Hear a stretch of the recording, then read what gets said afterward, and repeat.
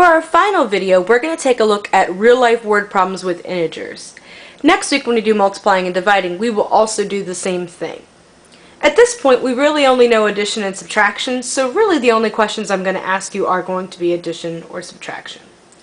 So the three steps that I expect will happen is first of all a brace map. And you're going to notice with the brace map, I'm going to take what the question says and translate that into numbers, and you'll see that as we go through. Step 2 is something you kind of want to think about and you can include in your brace map, is you need to determine what operation you're going to use. Will you use addition or subtraction is really the only thing at this point. Next week we'll add multiply and divide. And step 3 says solve. Now why I said flow map optional, remember how we did that earlier this year. The flow map is optional because there may only be one step you have to do and there's not a point of us drawing a flow map for that. So like I said, it's optional. You'll notice I do not use them. So here's our first example. I'm going to zoom out just a little bit so you can see the whole problem.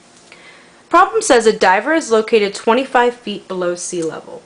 He then descends to 65 feet below sea level. What is the difference in the two depths? Now something I do is if a problem is written in front of me, I like to highlight key facts. So it told me that there was 25 feet below, 65 feet below, and in case I didn't know that, it said descends to 65 feet below. And in the question there's actually a word that I like, difference. So what I would do is I would read this problem and I would think about these parts. Let me explain where I got my parts from. If a diver is 25 feet below sea level, that's represented by negative 25. If he descends to 65 feet below sea level, that's negative 65. So they want to know the difference between the two depths. Now these questions tend to confuse kids and they do come up on MSA quite frequently. We want to pay attention to what the question asks and the order in the problem. So we know we're subtracting, but we want to be careful we're subtracting in the right order. That we're subtracting this way. Now notice, look at what happened. The difference between the two depths is negative 25, take away negative 65. So we've got that little minus minus thing happening here, so just to keep that in mind. When we do that, we know this is really what's equivalent. We ask ourselves who's the winner. I think the positive one, and they won by 40. Now if we were going to be very technical, we probably would want to write 40 feet is the difference. That is what the difference is. It's important that you understand exactly what the question is asking for so you give people what they're looking for. So just to sum up, we took a look at the problem, we looked at the key facts, we took those key facts down here for the parts, and then we solved it.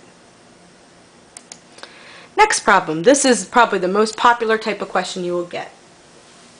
The temperature on the moon can vary from around 130 degrees Celsius to negative 150 degrees Celsius. How many degrees does the temperature vary on the moon?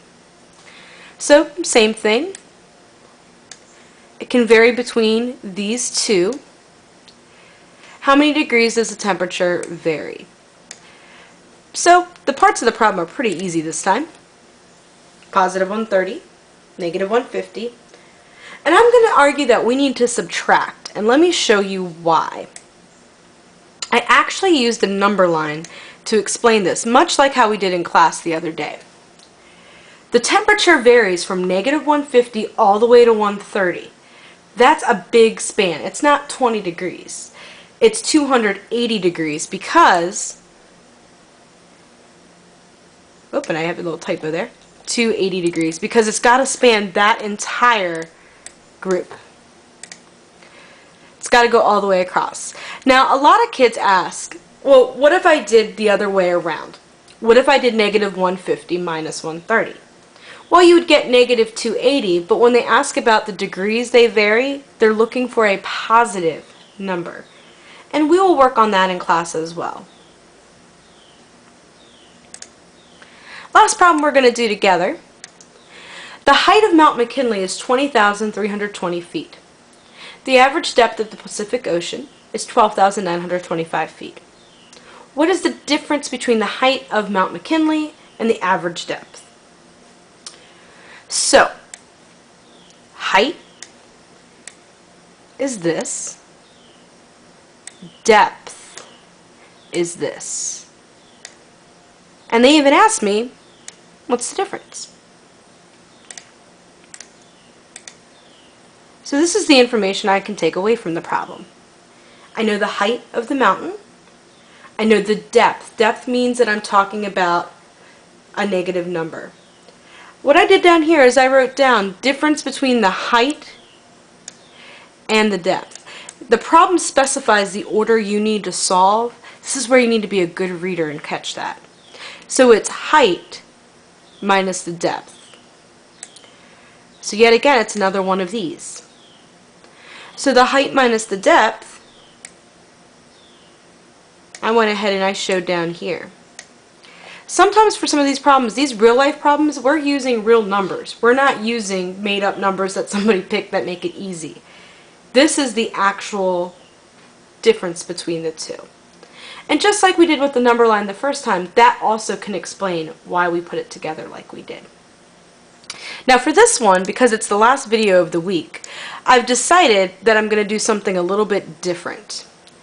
What I'm going to do is I'm going to actually have you solve these questions on here. I'm going to give you a time to pause, time to answer, and then I'm going to show you the correct answer. So I'm looking at the timer on my camera, and this is a literal Tiger Woods scorecard. It's one from one of his events earlier, probably earlier on. And my first question is, what is Tiger Woods' score on the first 9 holes? While this isn't a word problem, this is something you would actually use. I'm looking at the time on my camera. I'm going to give you 10 seconds, and then I'm going to show you the answer to number 1.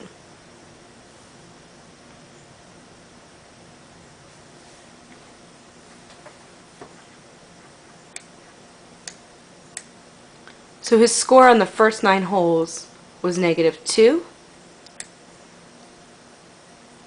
My next question is going to be, what was his total score after all 18 holes? And this question we will answer in class tomorrow.